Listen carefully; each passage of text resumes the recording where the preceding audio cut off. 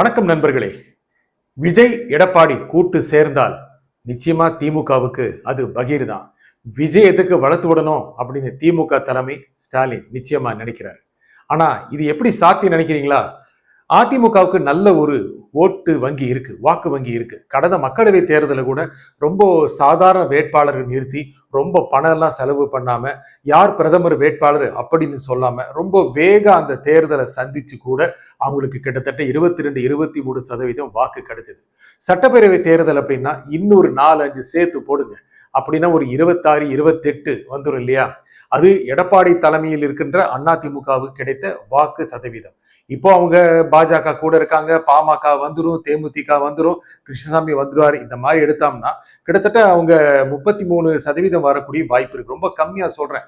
ஏன்னா தேசிய ஜனநாயக கூட்டணி பாஜக கூட்டணிக்கு கடந்த மக்களவை தேர்தலில் 18% கிடைச்சது. அதெல்லாம் நான் ஒன்னா சேர்த்து சொல்ல 33-34 வந்துங்க. விஜய்க்கு எத்தனை சதவீதம் வாக்கு வங்கி இருக்கும்? அவர் நெருக்கிறவர்கள் விஜய்க்கு வாய்ப்பே கிடையாது, தேர்தலில் அவர் வரவே முடியாதுன்னு சொல்லி அவர் கழுவி ஊத்துறவங்க கூட அவர் என்னங்க 8% தான் வாங்குவார் அப்படின்னு குறைச்சு சொல்றாங்க. அதிகபட்சம் அவர் 15-18% வாங்கக்கூடிய வாய்ப்பு இருக்கு. அது எல்லாம் சேர்த்து பாருங்க, அதிமுகவுக்கு வெற்றி வாய்ப்பு ரொம்ப அதிகம். எடப்பாடி விஜய் இந்த அணி சேர்ந்தாவே, எடப்பாடி விஜய் அணி சேர்ந்தாவே திமுகவுக்கு மிகப்பெரிய அளவுக்கான இழப்பு ஏற்படும். உண்மையாவே திமுக வெல்லக்கூடிய வாய்ப்பு குறைவாயிரும். தோத்துருங்க. எப்படிதான் இது நான் மட்டும் சொல்லல, எல்லா கணக்காளர்களுக்கும் தெரியும், திமுக தலைமைக்கு தெரியும், திரு ஸ்டாலினுக்கு தெரியும். திமுக அணி மிகப்பெரிய அணிங்க, சந்தேகமே இல்லை, ரொம்ப பலமான அணி. அந்த அணி நிச்சயமா இன்னைக்கு வெற்றி பெறக்கூடிய சூழல் இருக்கிற அணி தாங்க. அதுல யாருமே சந்தேகப்படவே முடியாது. திமுகவுக்கு எதிராக மக்கள் கருத்து தெரிவிக்கிறாங்க, இதெல்லாம் சொல்லலாம். திமுக ஆட்சி இந்த 5 ஆண்டுகளில் மிகப்பெரிய அளவுக்கான வெறுப்பை சம்பாதிக்கவில்லை. ஆட்சிக்கு எதிராக மக்கள் மனநிலை வச்சிருக்காங்க, ஆன்டி இன்கம்பசி இருக்கு, இப்படி எல்லாம் சொல்லுவாங்க. நாங்க அப்படி சொல்ல விரும்பல. நிறைய நல்ல திட்டங்கள் கொண்டு வந்திருக்காங்க, இலவச திட்டங்கள் நிறைய தந்திருக்காங்க. மகளிருக்கு இலவச பஸ் பயணம், அப்புறம் உரிமை தொகை, மாணவர்கள் மாணவிகளுக்கு இவர்களுக்கெல்லாம் மாத உதவித்தொகை, இதெல்லாம் மிக நல்ல ஒரு வரவேற்பை திமுக பத்தி ஏற்படுத்தியிருக்கு. அது சந்தேகம் இல்லை. ஆனால் மக்கள் இன்னும் கொஞ்சம் நல்லா இருந்தா பரவாயில்லையே அப்படின்னு நினைப்பாங்க இல்லையா? அது எல்லார்கிட்டையும் இருக்கும். அதுதான் ஆட்சிக்கு எதிரான மனநிலை அப்படின்னு சொல்லிட்டாங்க. இப்ப விஜய்க்கு வருவோம். விஜயோட கூட்டங்கள் எல்லாமே மிகப்பெரிய அளவுக்கான கூட்டங்களை எதிர்பார்த்தது, மிக அளவுக்கான கூட்டங்கள் கூடியது. விஜய் வந்தாவே பெரிய கூட்டம் கூடிச்சு. அது ரசிகர்கள் சொன்னாலும் சரி, தொண்டர்கள் சொன்னாலும் சரி, என்ன சொன்னாலும் சரி, பெரிய மாஸ் அவருக்கு இருக்குங்க. அவர் என்ன வந்து 2 வருஷம் ஆச்சு அப்படின்னு சொன்னா கூட அரசியலுக்கு 30 வருஷம் அவருடைய திரை பிம்பம் மிகப்பெரிய அளவுக்கான மயக்கத்தை மாயத்தை கொடுத்துட்டு தான் இருக்கு. ஆனால் கரூர் சம்பவம் நிச்சயமாக ஒரு எல்லோருக்குமே திருப்பு முனை தான். அது விஜய்க்கு எதிராக போயிருங்க, மைனஸா போயிருங்க, அவருக்கு அவ்வளவுதான், இப்படி எல்லாம் நிறைய பேர் சொல்றாங்க. ஆனா திமுக தலைமை, முக்கியமாக திரு ஸ்டாலின் இதை நினைக்கவில்லை. நல்லா கவனிக்கணும். சம்பவம் நடந்து அடுத்த நாள் சனிக்கிழமை செப்டம்பர் 27 சம்பவம் நடந்தது. 30ஆம் தேதி திரு ஸ்டாலின் விடுத்த அறிக்கையில் என்ன சொன்னாரு? எந்த ஒரு தலைவரும் தன்னுடைய தொண்டர் மறைந்து போவதை, மரணம் அடைவதை விரும்ப மாட்டார் அப்படின்னு சொன்னதே விஜய்க்கு கொஞ்சம் சாஃப்ட் ஸ்டேட்மெண்ட் தான். அதுக்கப்புறம் 2-3 நாள் கழிச்சு இப்போ என்ன சொன்னாருன்னா, ஒருத்தர் குற்றம் சுமத்தி திருக்காதீங்க, ஆக்கப்பூர்வம் என்ன செய்யணும் அப்படின்னு யோசிங்க அப்படின்னு சொன்னார் இல்லையா? இதுவுமே அவர் சாஃப்ட் படம் தான் பண்றார். ஆனா பின்னணியில் என்ன நடக்குதுங்கிறது தெரியாது. முக்கியமாக விஜய் கைது செய்யுங்க, விஜய்க்கு எதிராக நடவடிக்கை எடுங்க அப்படின்னு திருமாவளவன் தூண்டி விட்டாலும் கூட, இருந்தாலும் திருமாவளவனையும் நிறைய பேர் சந்தேகப்பட ஆரம்பிச்சாங்க. உண்மையே அவர் விஜய்க்கு எதிராக தான் இருக்காரா, இல்ல விஜயுடைய பெருமையை அதிகப்படுத்த, புகழை பெருக்குவதற்காக அவர் செய்கின்ற ஒரு உத்தியா அப்படி கூட கேட்க ஆரம்பிச்சிட்டாங்க. இதெல்லாம் அரசியல்ல சாதாரணங்க. அப்படி இருக்கிற சமயத்துல நீதிமன்றம் கண்டனம் தெரிவிச்சது. அது மட்டும் இல்லாம திமுக ஆதரவாளர்கள் எல்லா ஊடகங்களையும் வச்சு கழுவி ஊத்துனாங்க.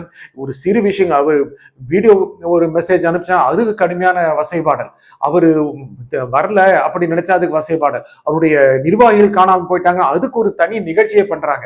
நிர்வாகிகள் எப்படிங்க யாருக்கு தெரியும்? தப்பா சொல்லல, எல்லாருமே நல்லவர்கள் தான், எல்லாருமே வல்லவர்கள் தான். ஆனா இங்க இருக்கிற பெரிய முகம் எது? விஜய்ங்கிற முகம் தான். செல்வி ஜெயலலிதா அந்த சமயத்துல பெரிய சிரமத்தில் இருக்கும்போது, கைதான போது கூட மிகப்பெரிய தலைவர்கள் கூட வெளிவது கருத்து சொல்லல. நல்லா கவனிக்கணும். 96ல இதெல்லாம் ஒரு மிகப்பெரிய தலைவர்கள் இருக்கும்போது தொண்டர்கள் நிர்வாகிகள் செய்யக்கூடிய ஒரு இயல்பான ஒரு நடைமுறை. இதுக்காக அவரை காணலையே இவரை காணலையே, இது எல்லாம் விஜய்க்கு சாதகமா போகுதுங்க. இந்த ஈவெண்ட் நடந்தது, கரூர் ஈவெண்ட்டுக்கு அப்புறம் விஜய் ஏதோ எதிர்மறையான அரசியலுக்கு போயிட்டாரு, அவர் அவ்வளவுதான், இனிமேல் அவர் திரும்ப போயிடுவாரு, இப்படி எல்லாம் சொல்லாடல்கள், இப்படி எல்லாம் கருத்து திரிப்புகள் தொடர்ந்து நடந்துகிட்டு இருக்கு. இன்னைக்கு நிலவரம் நிச்சயமாக ஸ்டாலினுக்கு தெரியும், திரு எடப்பாடி பழனிசாமிக்கு நல்லாவே தெரியும். விஜயோட வாக்கு வங்கி குறையவே இல்லை. சொல்லப்போனா இன்னும் அடுத்த சில மாதங்களில் ஏறக்கூடிய வாய்ப்பு இருக்கு. ஆனால் விஜயும் குழப்பத்தில் இருக்கிறார்.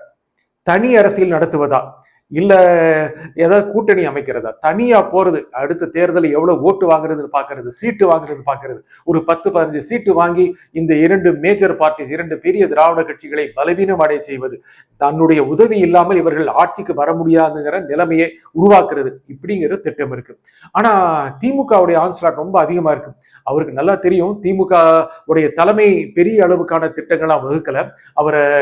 அவருக்கு எதிராக நடவடிக்கை எடுக்கணும், அவரை கைது செய்யணும், இந்த நடவடிக்கைகளை எடுக்கவே இல்லை. ஏன்னா அப்படி செஞ்சு அவர் மிகப்பெரிய ஆளுமையா ஆக்கிவிட திமுக தலைமை நினைக்கல, திரு ஸ்டாலின் நினைக்கல. மிக பழுத்த அரசியல்வாதி அவரு. 50-60 ஆண்டு இந்த ஆட்சி அரசியல் இருக்கிறாரு. அவருக்கு நல்லா தெரியும் எதை செஞ்சா எந்த எதிர்வினை வரும் அப்படின்னு. விஜய் ரொம்ப வளர்த்து விட விரும்பலைங்க. அவரா இது அப்படியே இந்த விஷயத்த மக்கள் மறந்துட மாட்டாங்களா, இது சிபிஐக்கு போனா கூட பரவாயில்ல, நம்ம தலைவலி முடிஞ்சதே அப்படிதான் அவரும் நினைக்கிறாரு. ஆனா இருந்தாலும் பொறுத்து ஸ்டெப் பை ஸ்டெப்பா ஆக்ஷன் எடுக்கலாம் அப்படின்னு நினைக்கிறாரு. அதோ விஜய் கட்சியில பெரிய அளவுக்கான திங்க் டேங்க் கிடையாது, சிந்தனை களம் கிடையாது, அவங்க அப்படியே மழுங்கி போவாங்க அப்படின்னு சில பேர் சொல்றாங்க. அப்படி இல்லை, விஜயகர முகத்துக்காக வைத்துக்கொண்டு இந்த அரசியல் போய்கிட்டு தான் இருக்கும், அதை மறுக்க முடியாது.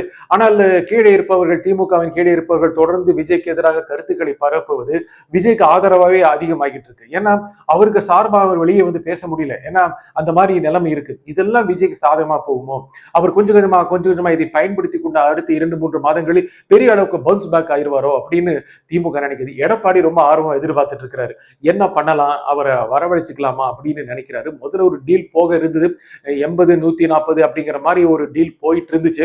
ஆனா அது ஃபிளாப் ஆயிருச்சு. இப்போ இருக்கிற நிலைமையில சரி விஜய் கூட நினைக்கிறாரு, என்ன பண்ணலாம், தனி அரசியல் பண்ண முடியுமா, இல்லை திமுகவை தோற்கடித்தால் போதும், அடுத்த தேர்தலை பார்த்துக்கலாம், இப்போதைக்கு அண்ணா திமுகவோட கூட்டணி அமைச்சா என்ன அப்படிங்கிற எண்ணம் அவர் மனசிலும் வந்திருக்கிறதா சொல்லப்படுது. அப்படி இருக்கிற சமயத்துல அண்ணா திமுகவோட கூட்டணி அமைக்கிற சமயத்துல அது நிச்சயமாக ஒரு வெற்றி கூட்டணியா இருக்கும். சரி கூட பாஜக இருந்துட்டு போகுது, சில கூட பாமக இருந்துட்டு போகுது, இதெல்லாம் செஞ்சாங்கன்னா மிகப்பெரிய அளவுக்கான வெற்றியை அந்த அணி பெறும். அந்த ஒரு சூழலை உருவாக்கி விடுவதற்கு திமுக தயாராக இல்லை. ஆகையாலே இனி வருகிற காலங்களில் கொம்புசி விட்டாலும் விடுவாங்க, விஜய் வெற்றி பெற வேண்டும், தனியே ஒரு சிங்கமாக வந்து விடுவார் அப்படின்னு ஒரு கருத்தியல் பரப்பினாலும் பரப்புவாங்க. ஏன்னா விஜய் தனியா போகட்டும் அப்படின்னு. அண்ணா திமுக விஜய் சேர்ந்து விடக்கூடாது அப்படின்னு திமுக நினைக்க வாய்ப்பு இருக்கு. அந்த மாதிரி சூழல் வந்தால் திமுகவுக்கு மிகப்பெரிய இழப்பு ஏற்படும், அடிவிடும். குறைஞ்சபட்சம் மெஜாரிட்டி வராம போனாவே திமுகவுக்கு மிகப்பெரிய சரிவு தான். அண்ணா திமுக விஜய் கூட்டணி அமைச்சாங்கன்னா அதுல அண்ணா திமுகவுக்கு மெஜாரிட்டி வராமல் போனாலும் பரவாயில்லை அப்படிங்கிற மனநிலைக்கு எடப்பாடி வந்துட்டதா சொல்றாங்க. ஆனா அது வெளியே சொல்ல மாட்டாரு, அது பொது வழியில வர வாய்ப்பு இல்லை. ஆகையால இந்த அணி மிகப்பெரிய அளவுக்கான வெற்றி அணியாக வரக்கூடிய வாய்ப்பு இருக்கு. அதை எந்த அளவுக்கு மட்டுப்படுத்துவது அப்படின்னு திமுக திட்டமிட்டு செயல்களை செஞ்சுட்டு இருக்கு. இனி விஜய் தொடர்பான அம்சங்கள் ரொம்ப வெளியே வரக்கூடாது, ரொம்ப போதும் அப்படின்னு திமுக தரப்பில் நினைக்கிறாங்க, தலைமையை நினைக்குது.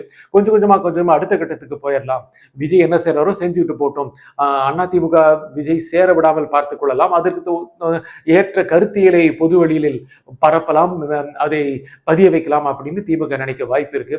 இந்த அணிகளில் என்ன செய்யறாங்க அப்படிங்கிறது அடுத்த சில நாட்களில் தெரியலாம், பொறுத்திருந்து பார்ப்போம். நன்றி, வணக்கம்.